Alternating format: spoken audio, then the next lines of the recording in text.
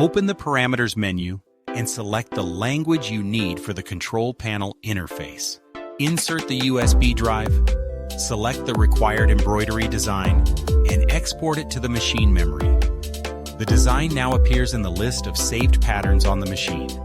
Open the Frame Selection menu and select the cap frame for cap embroidery. Confirm the settings.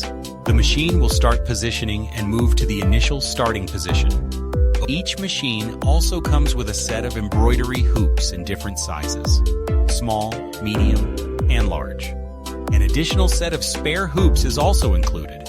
This allows you to prepare the next item while the machine is embroidering the current design. Take the cap embroidery device and secure it to the work table.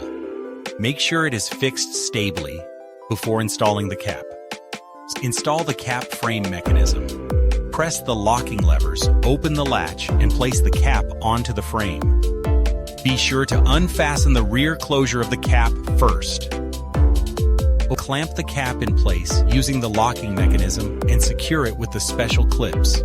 Make sure the cap fabric is evenly tensioned and does not shift. Loosen the mounting screws on the cap embroidery device. Install the cap device along the lower guide rollers, slide it into position, and lock it securely. Proceed to install the bobbin winder.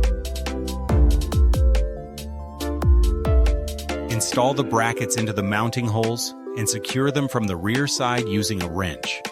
Install the bobbin, thread it, and tighten it in place. Switch on the device and press the Start button.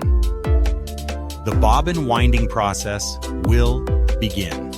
The winder stops automatically when the thread reaches the sensor position. The amount of thread wound on the bobbin can be adjusted by moving the sensors forward or backward.